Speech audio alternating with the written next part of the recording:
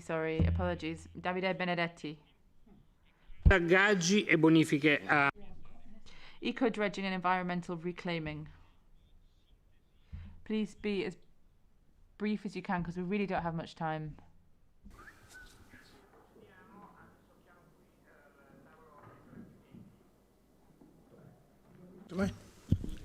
Allora, buongiorno a tutti. Good morning, everyone. I'm Davide Benedetti. I represent Decomar. I'd like to very briefly thank Ecofuturo and Ecopufo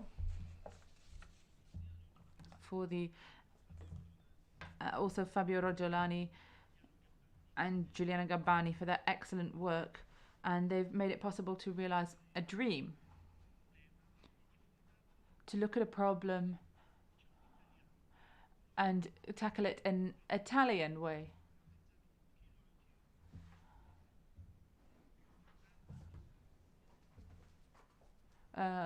Some of these impossible seeming problems have been part of Italy's past. We're talking about clean technology. This is a new model.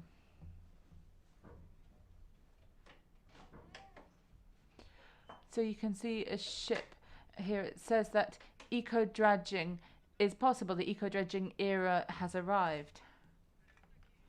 So we've moved from a dream to reality. The dredging according to traditional systems is over. That was part of the linear economy, an economy with nothing to do with nature. In nature, all life cycles are circular, and so Limpida is based on this model. It starts from a new paradigm to recover resources. In the last 50 years, we've seen that there's been a 7-fold increase in the use of raw materials and energy. In some raw materials have seen its use increase by 25 times, and it's unsustainable. If you're producing a mobile phone or anything, your first goal should be to reuse resources. We have 4 main points. There are 4 main stages: taking the resources, modeling them, consumption, and what happens after they've been used. However, we take away some of these steps because we have to reuse products. This is clean technology.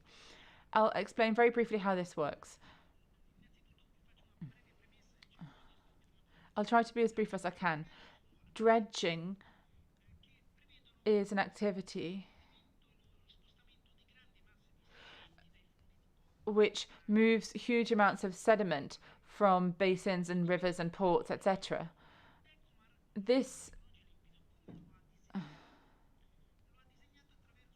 Well, we do this with clean technology, but what we do is through taking only a selection. We're selective.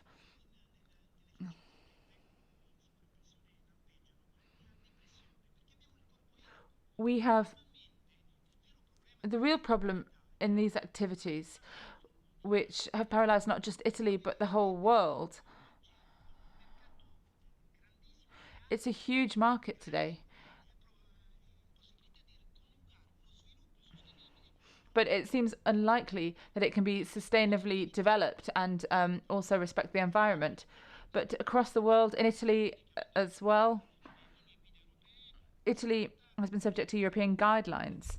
So perhaps it's one of the countries that has actually been a driving force in arriving at clean technologies. But we have to be able to protect the environment, and so far that hadn't happened. So we take the sediment in a closed circuit.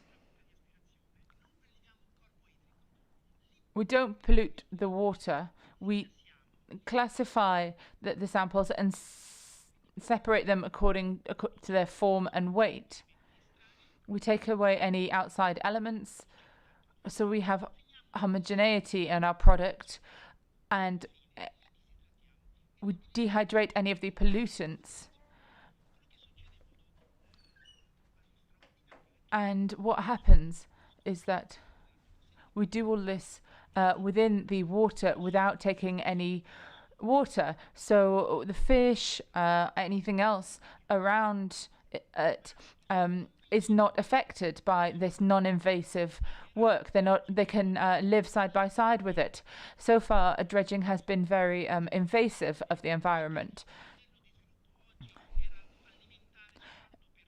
And today's development model wasn't just unsustainable because of the environmental impact, but it was also unsustainable because it couldn't reconcile a fundamental principle, which is reusing resources. Dredging today is very invasive of the environment, but it also just moves the problem.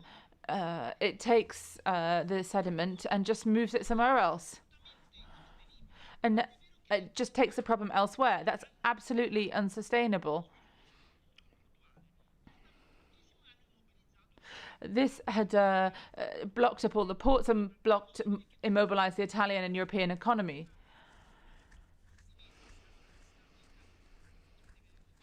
Anytime we had this sediment that could be environmentally damaging, we had to realize that when we're talking about contaminating sediments, they have a certain mass. Whatever the parts per million or parts per thousand it was of the original sediment. Sediment was, of course, natural, was sand. It was there before the ports. It was actually only the environmental activities that had that impact and had polluted the sands. So we started to look at this problem and say that if a pollutant is 1 part per million, if we can separate them, then we realized that the waste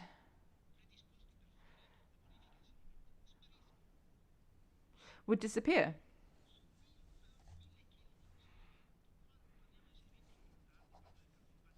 When we're talking about big areas, Palermo, La Spezia. Speaking time, please.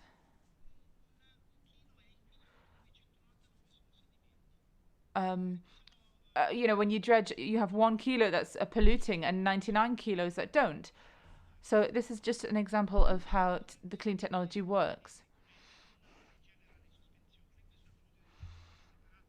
This is the fluid. It's separated. You can see that. You can see the sand without water. That's also classified. This is something that we do with the Environment Ministry.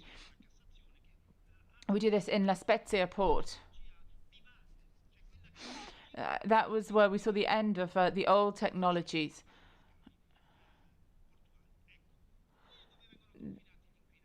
This is where the pollutants go. So that you can see they're reduced in volume and in weight. And a large part of the materials are recovered.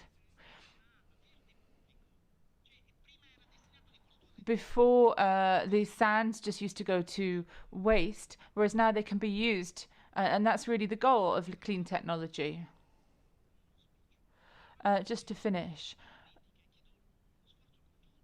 Politics normally requires a joint effort to work on the future of our country, of European citizens.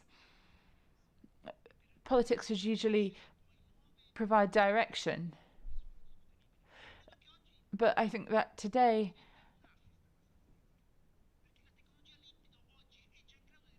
we have to encourage politics because the clean technology is already there.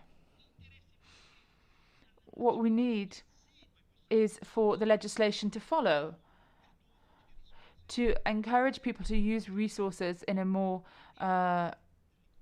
in a better way, and that will provide benefits for energy and for the climate and for sustainable development. Thank you. Caro Davide, anche a te che te la meriti tanto. Veramente. Davvero te la meriti moltissimo. Prego, guarda che meraviglia. Grazie a tutti. Grazie. Ciao. Ciao, ciao.